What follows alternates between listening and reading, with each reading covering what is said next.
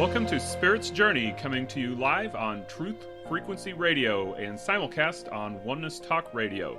Your hosts are Patrick and Catherine Andries. Join us each week as we explore a wide range of metaphysical topics such as dreams, astrology, intuitive readings, and life purpose. You'll receive practical guidance so that you can live your most awesome life. Learn more about what we do at intuitiveschool.com and connect with us on Facebook at Spirit's Journey Radio. Welcome to Spirit's Journey. We are coming to you live on Truth Frequency Radio, also simulcast on Oneness Talk Radio. You can also find us on iHeart Radio, Tune In, and TalkStream Live. We are here in the Heartland holding the energy for spiritual truth and awareness. I'm Patrick. And I'm Catherine. Welcome, everyone. We are very excited to have another amazing presenter at the Reignite Your Life conference, which is taking place at the end of June. We have Kellie Kuecha today. And very interesting. Her journey actually into entrepreneurship began at the ripe age of 12, and she has been building businesses ever since. She's defied all the odds, both in life and in business, and has mastered the ability to turn adversities into advantages. She's coached tens of thousands of women worldwide, and her branding and business strategies have landed several of her clients on the New York Times bestseller list. She has a long list of mega client success stories ranging from political candidates and coaches to a stay-at-home mom, home, and multi-level marketers. She's the author of Women, Recipes, Remedies, and Rituals to Activate Your Soul Magic. She's a wife, mom of 4, and the founder of SparkInTheCity.com. So welcome, Kellie. Thank you for having me. I'm so excited to be here. Oh, we are too. Yeah, another awesome presenter that's going to be at the Reignite Your Life conference in June. So, Kellie, let's get started. And I know one of your big themes is helping people to reinvent themselves. So why is it important to reinvent?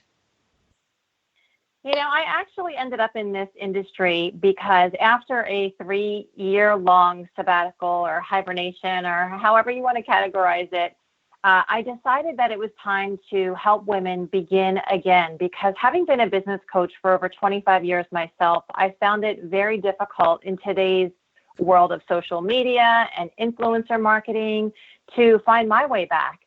And just to go back a few years, I had gotten sick and I didn't know if I was going to be able to make it through that illness. And then my daughter got sick, so I had no choice but to take time off from work, which was my own business and coaching and doing events and conferences and masterminds and things of that nature. And when I had to start taking care of her and spending much of my life in the hospital to do so, I finally got my head above ground and realized that so much had changed in the business world. So much that I had prided myself on being ahead of the curve. I found myself wondering, how would I ever begin again? Social media had changed, the way in which we market ourselves had changed. And I had always taught my clients to build their own personal brands and allow that personal brand messaging to do the heavy lifting for them. But the way in which we were conveying our messages had also changed. And I hadn't really developed my Instagram account. In fact, back, 3 or 4 years ago when I got on Instagram, I thought I was using it just literally as a photo editor. Didn't realize that it would become the incredible marketing tool that it is today. So much of that had changed. I hadn't been working. I wrote a book while I was off. And so for me, starting again seemed, I don't know the right words for it. It seemed a little bit more overwhelming than I had expected, because someone like me was supposed to be resourceful. And so this is what I know for sure about people, women in particular, because that's my specialty, is that every couple of years, as we evolve, our brand evolves, our lives evolve, we evolve as people, and therefore some of the things that we created prior to that might not be relevant. So what the work I do today is more about creating a message that's timeless. I'm 47 years old. I know that the decisions I make today are very important because I don't have another 40 years to make take the same risks or make the same mistakes that I made the first time around. And so I'm a lot more cautious in how I go about building my businesses, but in doing so, becoming timeless and not utilizing trendy things that were going to be here today and gone tomorrow was very important. So when you ask me why should someone reinvent, I think it's just the natural progression of who we're evolving into that sort of warrants that conversation. When's the last time someone had a photo shoot? When's the last time someone updated their website, or the last time they've actually sat together and masterminded about ideas that could move their business or their ideas forward? And so most of what I do now, which has only been since January of this past year, is geared towards the person who has been through a transition. They're looking to start again. They don't have a ton of money or a huge budget to do so, but they desire to be part of those conversations, or they desire to be part of something much bigger than themselves. Because oftentimes when, in my case, I spent 3 years taking care of my family, coming back again, I was pretty lost for the very first step. I kept asking people, people that I knew or people that I respected, I just need a first step. Can you give me some advice on that? And I know other people saw so much more in me than I was able to see for myself at that time, because I had become so acclimated to cooking at home and taking pictures of the vegan recipes I was making and writing a book for recipes, remedies, and rituals, that I really lost touch with what was happening outside in the business world. And so when it came time to start again, I really didn't know where to plant my flag. And I figured, as a strong, resourceful businesswoman, if I can't figure that out, I can imagine what other people are struggling with as well. So everything that I've created now is geared towards helping people, in particular women, helping people really ignite their next chapter in their lives and navigate that yummy, messy road to reinvention. In fact, my new company is called Yummy, Messy Life. I love that title. And it's interesting as you're talking about that, Kellie, because we experienced something very similar to reinvention that you did when, we started out with a brick and mortar school, a metaphysical school, years back in Chicago. And so everything we did was, in-person classes. And then, years later, all of a sudden it was like, well, wait, everything's online. And we're like, well, wait, we know how to do like a school, a brick and mortar school. But, it was a huge reinvention for us to move online and to move into radio and all these different things we're doing now. And we didn't really have anybody holding our hand at the time, but it would have been nice to have somebody like you to help guide us through that.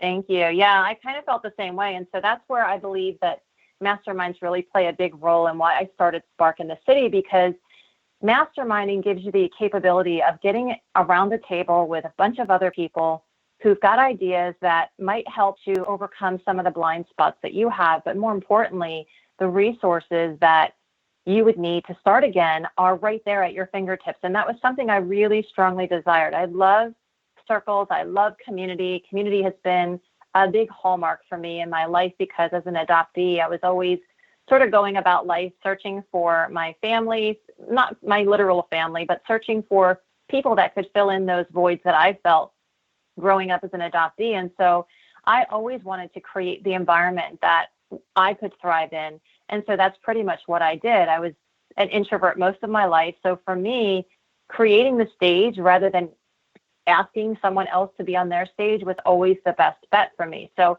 I've learned how to create communities and bridge conversations for people who might not necessarily be willing or able to do that for themselves. So, I made an entire list of all the things that I needed, Catherine, when I was starting again. And the list was long, and it was quite complex, and it was quite expensive when you added up that you needed a photographer and a website builder and someone great at graphic design and someone good to write all of the wording for your website.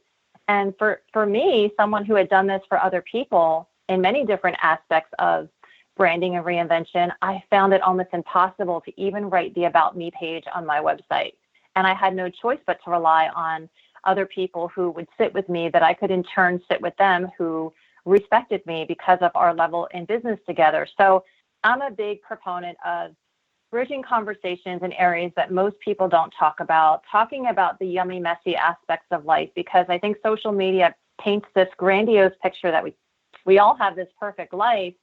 And in reality, there are messy pieces that most people aren't willing to talk about. And I think that, my adoption was for a reason, because it enabled me to really delve into areas and open up conversations because of my own curiosity in areas that most people aren't willing to open up conversations. And I know for sure that when we share our truth, we liberate others to share theirs. And so I see that time and time again in the work that I do. So thanks so much for asking about that, because we can't be ashamed of the broken pieces of our lives. I'm a big fan of mosaics. And when you take all those pieces, you can rebuild them into the most beautiful masterpiece. But again, most people don't know how to do that on their own.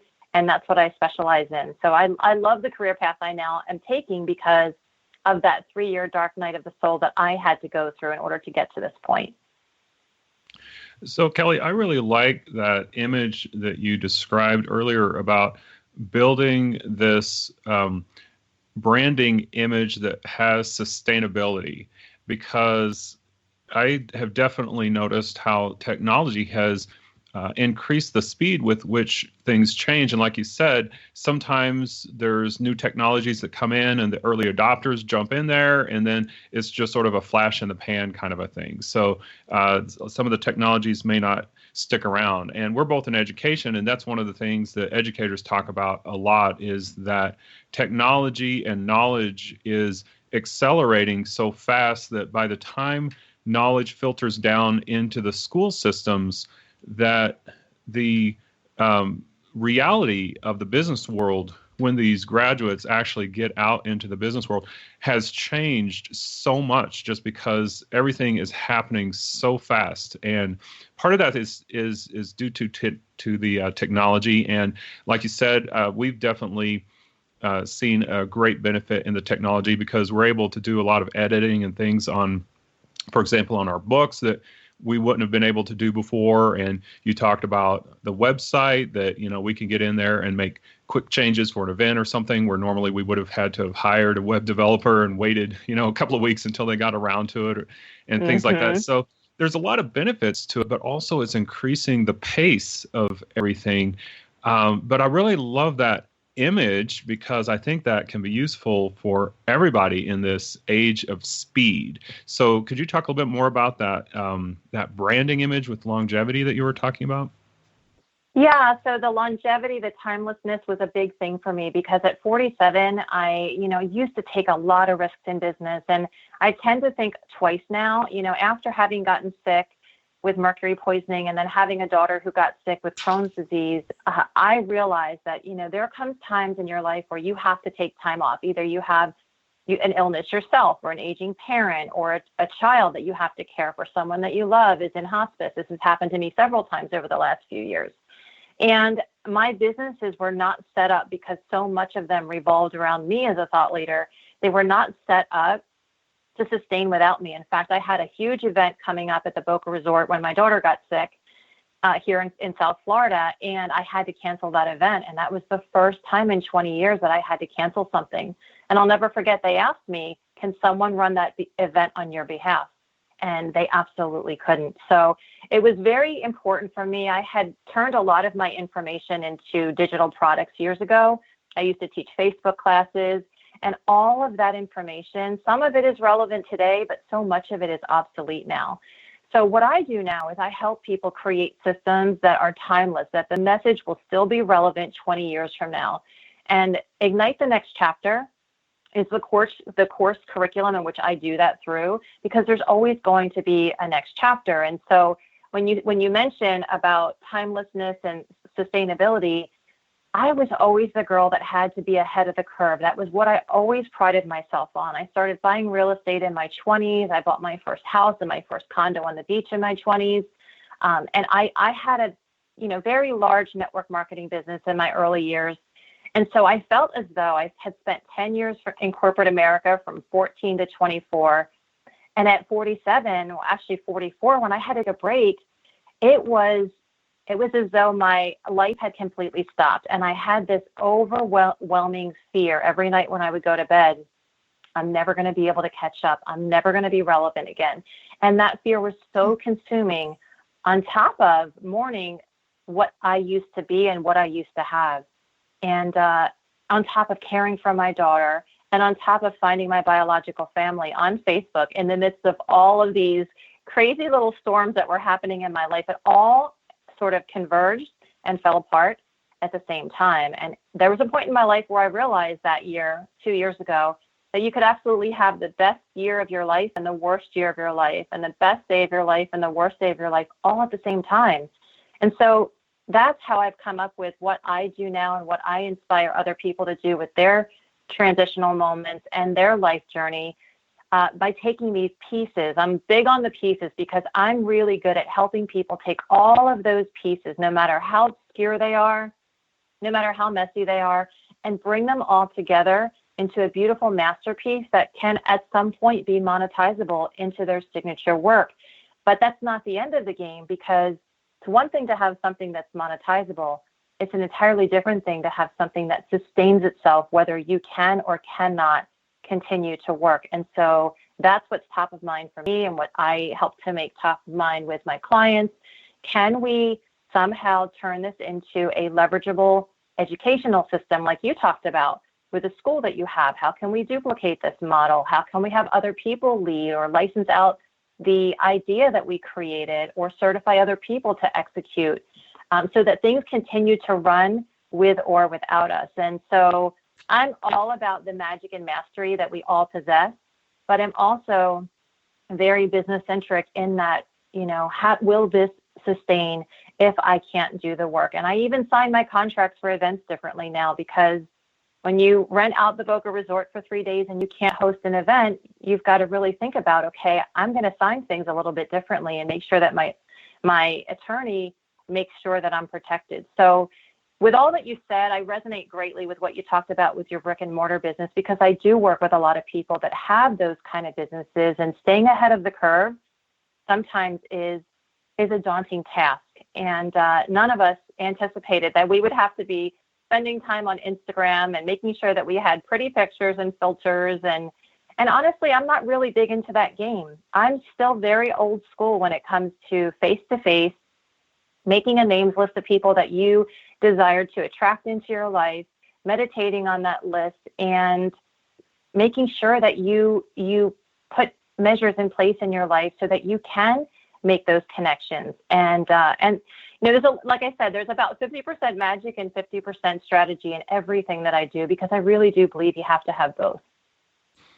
Well, that's so interesting, what you're talking about kind of going old school, because I am finding there's this growing movement where, not just in business, but in social settings and educational settings, where there's this growing number of people who seem to want to get back to that face-to-face contact. And I know there's this never-ending push to digitize everything and put everything on a screen. And there's even people in education wanting to create virtual classrooms where you have one teacher, and then the one teacher is teaching 3 different classrooms. And so some of the classrooms may just see the teacher on the screen. And anybody who's actually been a teacher in a classroom knows that will not work. There's got to be an adult in there with the kids.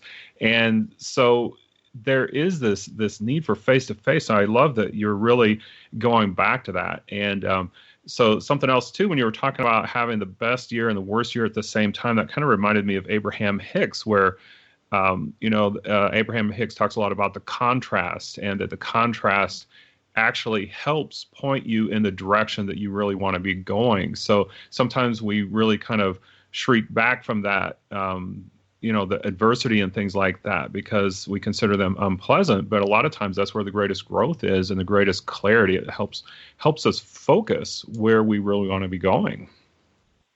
Yeah, you can't even imagine how difficult my life was back in 2016. I really was in a very difficult, actually it was 2017, very difficult chapter of my life. Everything has seemed to, I got that tarot card, the Tower card.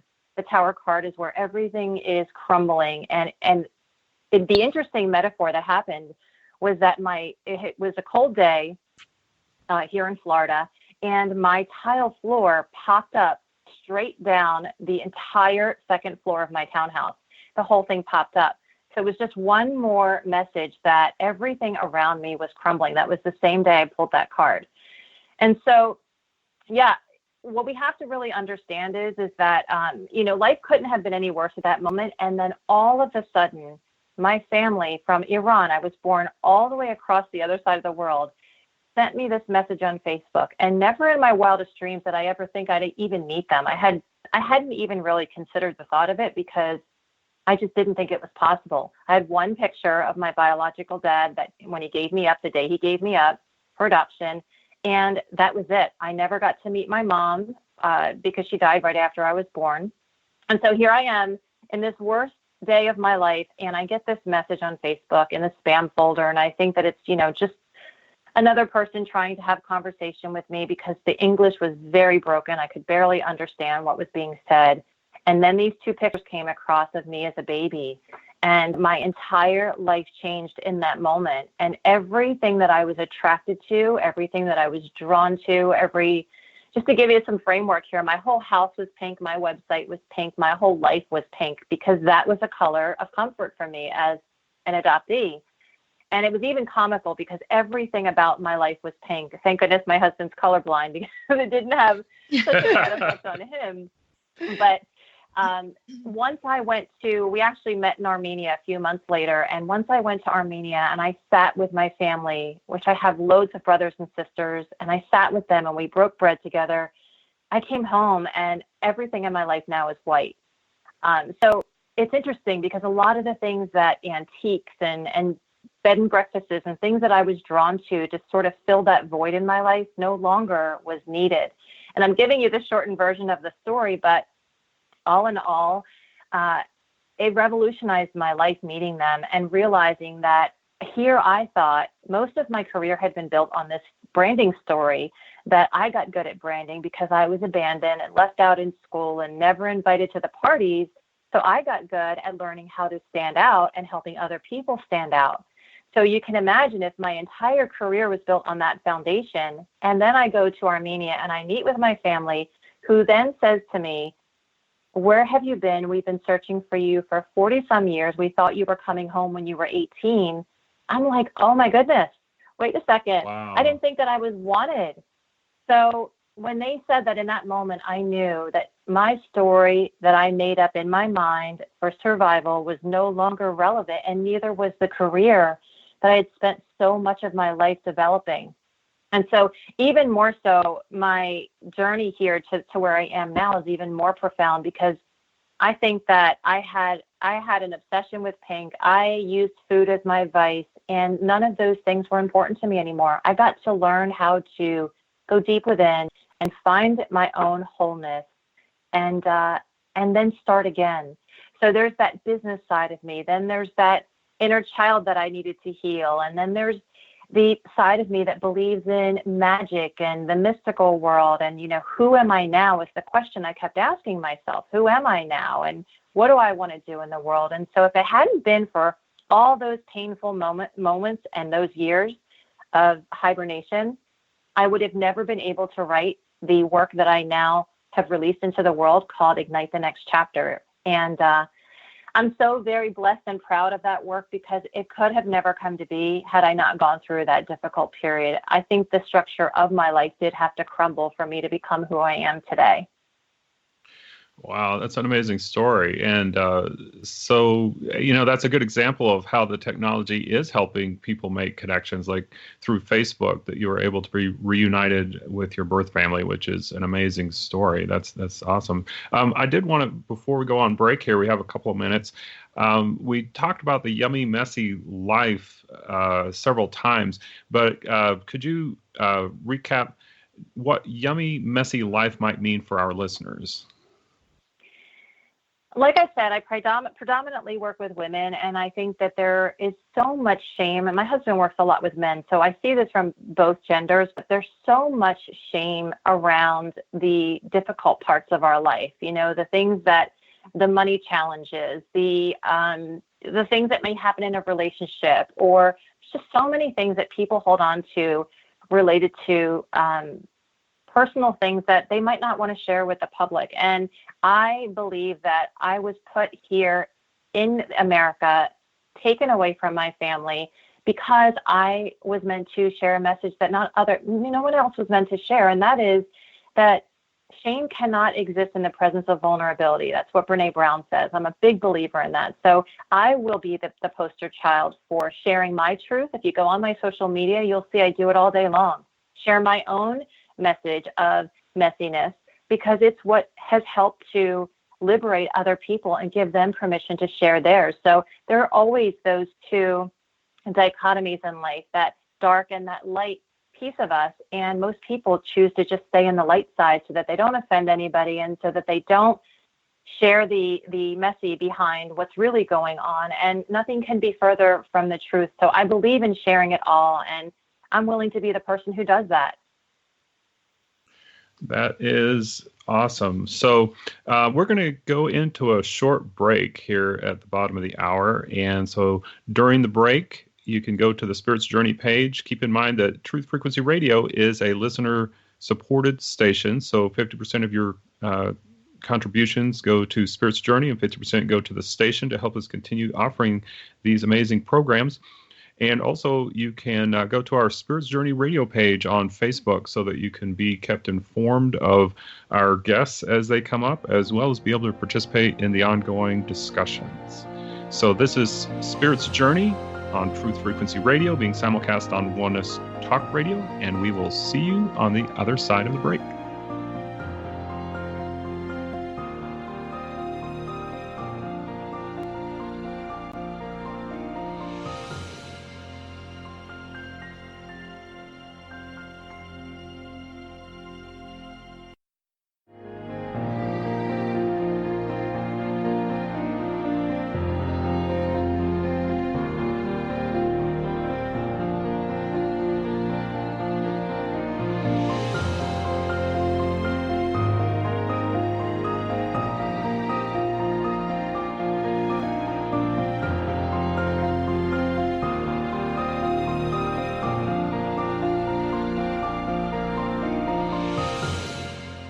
Welcome back from the break. If you're just joining us, this is Spirit's Journey with Patrick and Catherine Andries, coming to you live on Truth Frequency Radio and being simulcast on Oneness Talk Radio.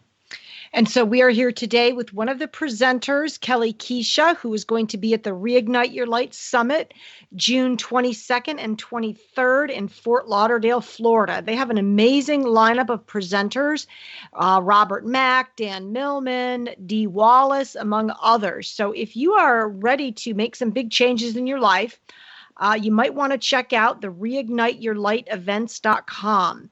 This is an event for people who are really ready to release limiting thoughts, beliefs, and behaviors.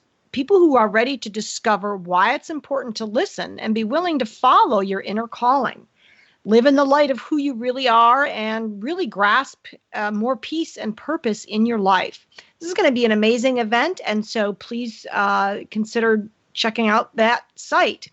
And we are back with Kellie Kuecha. So, Kellie, I was intrigued as I was reading your bio that says you got started in business at the age of 12.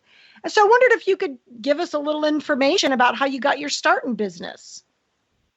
Sure. So I grew up in South Jersey after my family left Iran. I was actually adopted by Americans who were from New Jersey, and they were over there on assignment teaching from 68 to 72. And when we came back to New Jersey, they brought us back to South Jersey, where they bought a home and we grew up. My parents were both music teachers.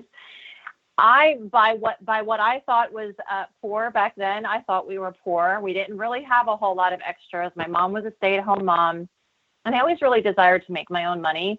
And so I grew up in the blueberry capital of the world, and everybody who was a kid back then either picked or packed blueberries. And so in the early hours of the morning, I would go down the street and I would be on the fields for hours picking blueberries, and I got really good at it. And the next step to doing that job was packing blueberries on the conveyor belt in the factory, which you got paid by the crate.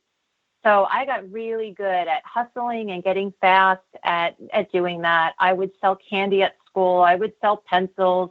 I became very enterprising at a young age because I just knew that I wanted to be able to buy my own clothes and pretty much determine my own destiny, and not have to ask my parents, because I knew that we weren't able to have a whole lot of extra stuff. So for me, I saw working young as my way of sort of determining what my destiny would be. And then at 14, when my parents got divorced, it was really challenging because I was just starting high school and they were then living in two separate houses, and my dad had to go get a second job. And he got a job working in a bank with the understanding that if they hired him, they would have to also hire me. And so at 14, I got to work in the mortgage satisfaction department.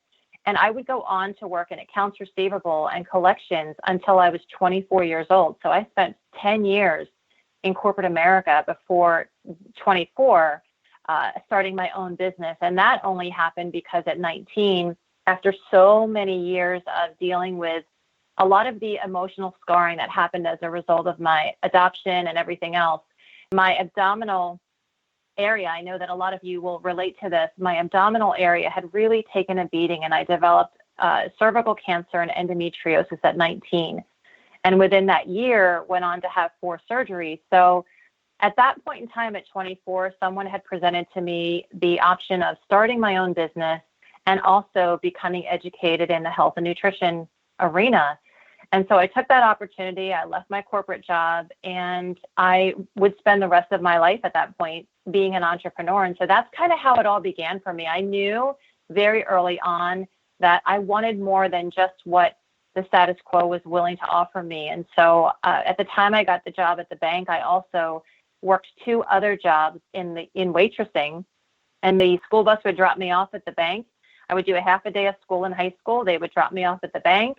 I would do that job. And then on the weekends, I had 2 separate waitressing jobs. So I was working 3 jobs all through high school. And I learned from the value of that. I learned the value of hard work. And that's something that I find it's been somewhat challenging to teach to my children who are growing up in an age where everything is being an Instagram influencer, and they're seeing people take a picture and make a couple $100,000 from doing so. And we grew up in a generation where you had to work really hard to make a 6-figure income. So trying to raise children while at the same time coming from a background where I learned the value of hard work, and I learned the value of investing and putting money into assets, and not just doing things that 10 years from now might not even be relevant anymore. So that's kind of how I got my start. But I have 4 children who are all in very different industries themselves. They're all, one of them has a record deal right now, and that's a whole different interesting industry. My daughter was headed towards Broadway, but got Crohn's disease, and now she's been working full-time as a spa director at 17.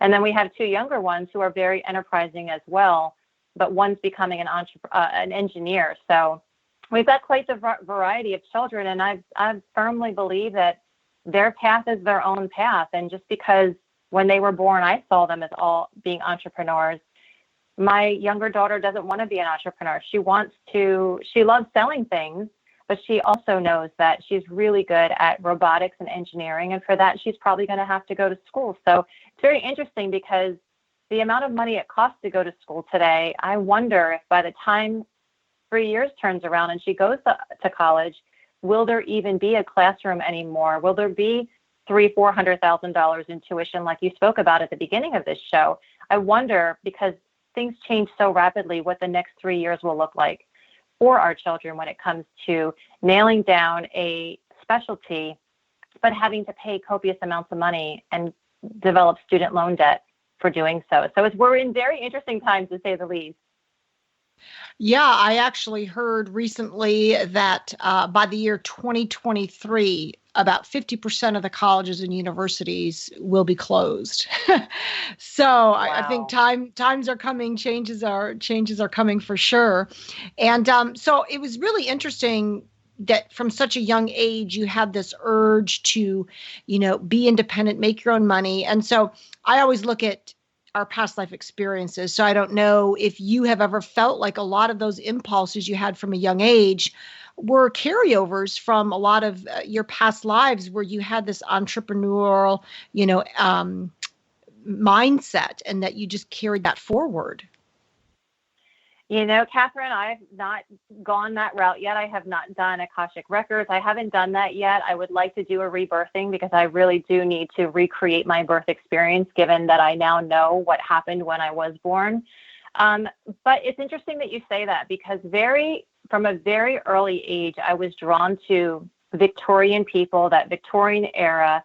Most of my adult life, I wanted to vacation in bed and breakfasts, and I would just sit there in the homes, the old homes, and stare at all of the ancestors hanging on the walls and just know that that's where my soul felt safe, where I felt at home. And so it was very interesting because once I found my family, I realized so many of the things that I was drawn to throughout my entire life, including foods or mannerisms or ancestors, were all because they did the same things. They ate the same things. They, my DNA was very much impacted by them. And so once I met them, a lot of that went away. But the Journey of the Souls book was very enlightening to me because I continuously wonder, who was I in my past life and how has that dictated who I am now? And, what parts of those past lives have been entrepreneurial or have been, what lesson am I here to learn? Because I'm still learning, obviously, what I'm here to learn. And I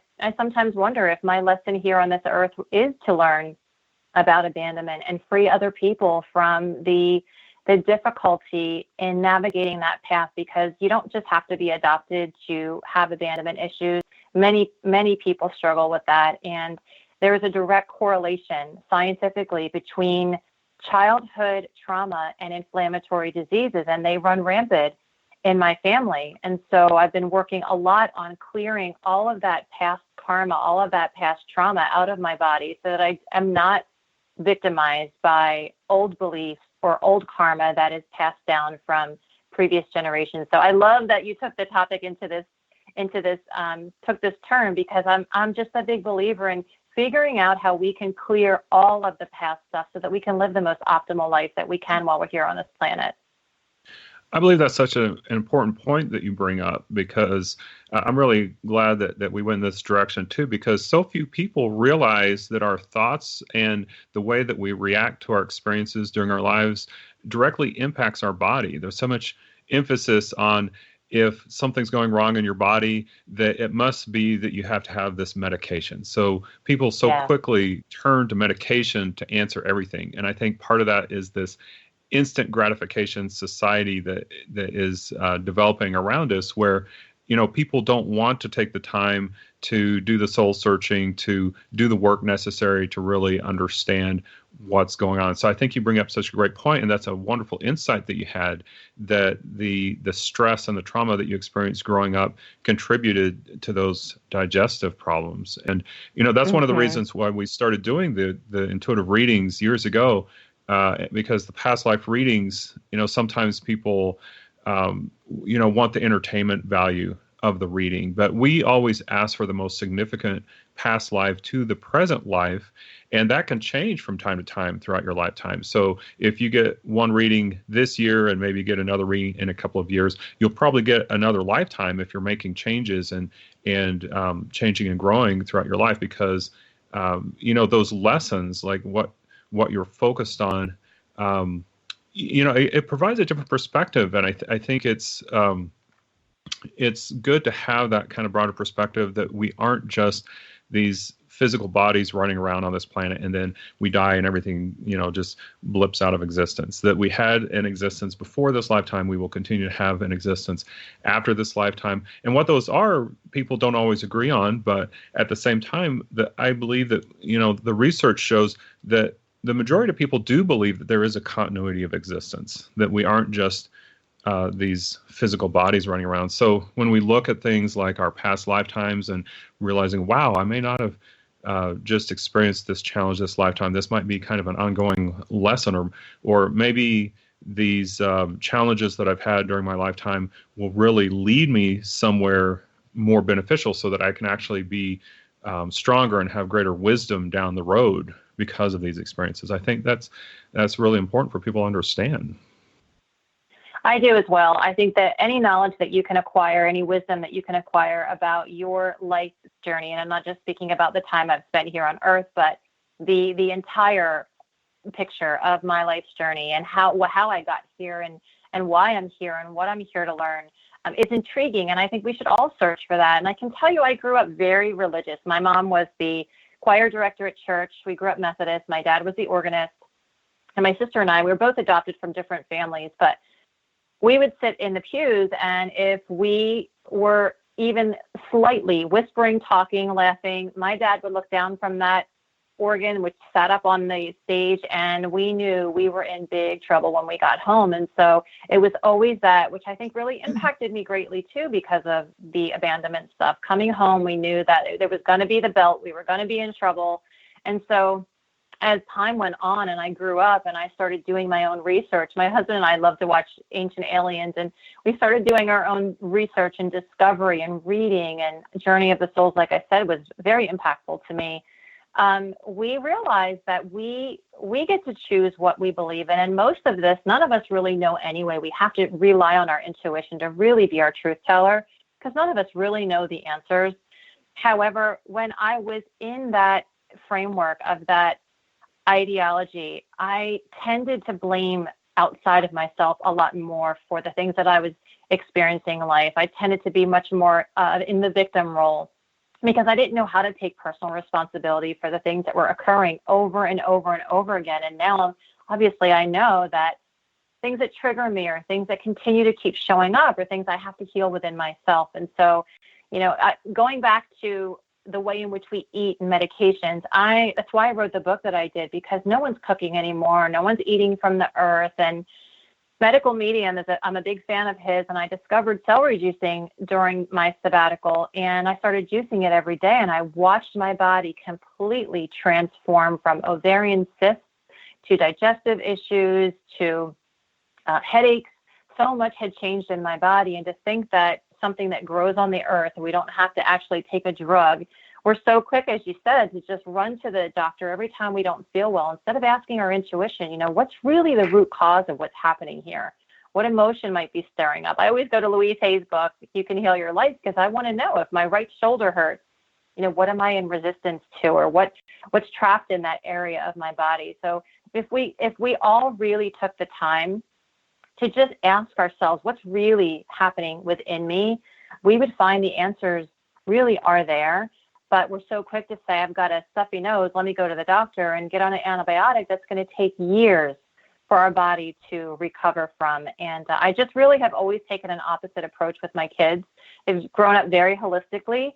But when my daughter got Crohn's and we kept trying to do things holistically, we ran into some snags, and we did have to use modern medicine. Thank goodness now she is off of all that stuff again, and she is doing this with plant medicine her own way, and she's doing earth medicine. She's doing extremely well now at 17, and I'm very, very proud of her. So, there's some times where we've had to rely on those things, but the most sufficient way to go about life, in my honest opinion, is by tapping into your own truth teller. And at some point, it's important to listen to podcasts. I just listened to one this morning on my nature walk, but there are other times where we must tune inside of ourselves and check in and see, what is this hair fallout telling me? Someone was just asking on Facebook today, my hair has been falling out. What do I do? And everybody wants to recommend something topical, but I'm asking what's happening emotionally? What's the root cause of that? What's happening in your body that's causing your hair to fall out? And unfortunately, we don't live in a society that asks those questions. So we have to be the messengers of that light. And I'm proud to be the messenger. After getting mercury poisoning, I am a big proponent of knowing how your teeth, the energy meridians in your teeth relate to your entire body. And when my tooth was infected, my hair fell out for an entire year. So we've got to start looking a little bit deeper, and the wisdom was always there on this planet. Somehow we've just gotten so far removed from it.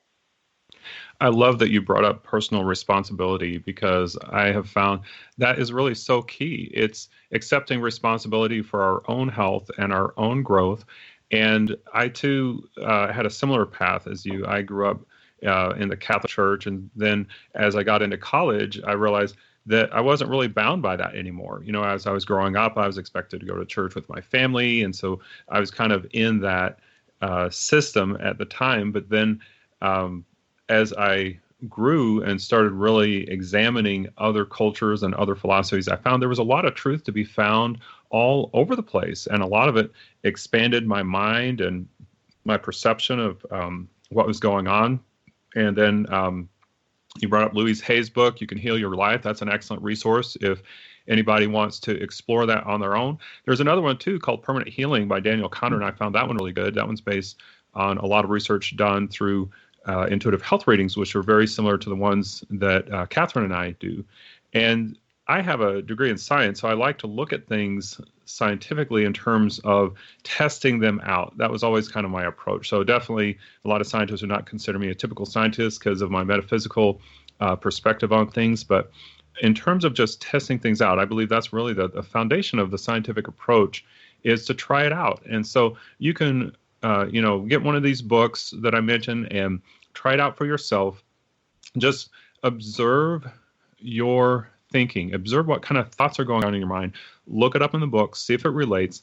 That's something that I've done throughout my life. And I have to say that I've actually improved my health as I have continued to grow in my life. And I find that, more and more of my friends and people that I talk to, they're complaining about all these things. And my wife and I, it's like we have taken those steps. And whenever anything is going on with our body physically, we start talking to each other about, well, okay, I think this is going on. I think I see it here. And, helping each other out if we feel stuck. And I have found that, all of those little things that come up that start out these little nuisances, and if you ignore them, they become worse and worse. A lot of those things can be reversed through proper diet, through taking some time, like you were talking about a celery juicing. I think that's an awesome suggestion. And, there's also, juicing apples. Apples have an amazing effect.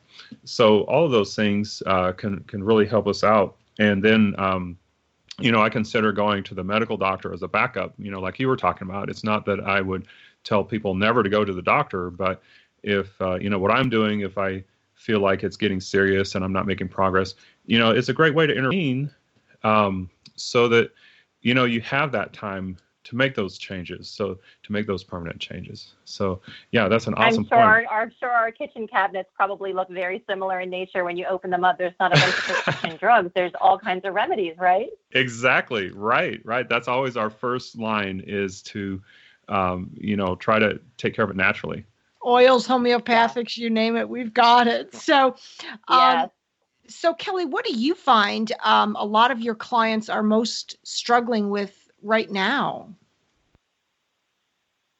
I think it comes down to truth. I think it comes down to being willing and being open enough to share your truth. I do a lot of circles, and I notice that usually when the first person in the circle speaks, what they're speaking about is very limited. And the more we progress around the circle, by the time we get to the last person, they're an open book, because by the first person speaking, or by me as the leader speaking, they feel liberated to share their truth. And so it's my life plan to share my truth as often and as freely as I possibly can, in love, with love. But it's very important, because I think that there's so much shame that builds up, and shame leads to illness. It gets stuck in our body in a multitude of ways. It leads to illness, and we become a victim of our genes only because we're allowing those same beliefs that were passed on from our lineage to impact us and to rule our lives. So I think most people struggle with truth. And I also feel as though a lot of people in the spiritual world develop because they want to be so helpful and because they want to help heal people. We're all light workers, but they struggle with the money side of things. And I've worked enough in this industry to know that it's very difficult to take a light worker and help them to see that it's okay to charge for their services. It's okay when someone's in crisis to still send them a bill, because that's how doctors get paid. That's how therapists get paid. And there's no reason why that's how we all shouldn't get paid. So I think it's the money conversation that people struggle with. And it is also my life's work to show people that their self-worth shows up through what they charge in their businesses. And there's no better match to someone's personal worth than it is to see what they're charging for what they do, or how they're charging. Because if you give everything away for free, just because you want to heal people, then you end up becoming resentful, and we know where that leads. So I think it's those two things, truth and really being secure in knowing that you can charge your worth for your services. Yes, we have had a lot of conversations about that with people, how the spiritual people, the light workers, just, a big fear about charging and the shame and all those things that tie up with that. And I think that's the cool thing about being an entrepreneur is that you are faced with that every day. Whereas, if you're employed by somebody else, you get your paycheck every month and the financial thing isn't there so much. But when it's you doing the business, it's like, wow, whatever you make is a result of your thoughts, your attitudes about yourself. And so it really is a great way to heal that money complex that a lot of people have. And so, Kellie, how can people find you? Because I know they're going to want to get in touch with you. Well, I do a monthly mastermind right here in my city, Boca Raton. So sparkinthecity.com is the way to find me there. I'm always on Facebook more than I am Instagram, but I'm on both platforms. You can either find me by my name, Kellie, Kellie, and my last name is spelled Kuecha, or Yummy Messy Life. If you want to, that's easier to remember and easier to spell, you can find me on all platforms under Yummy Messy Life. And yeah, I'd love to meet everyone locally here, especially at the event at the end of June, where my husband's actually going to be doing the audio visual. So he'll be making sure he captures all those special moments and choreographs things in such a way that we all have a wonderful experience. And we will be there as well. So I'm looking forward to meeting you in person and all the other awesome presenters. And I was curious when you talked about the sharing circles. Now, is this something you do live or is this virtual?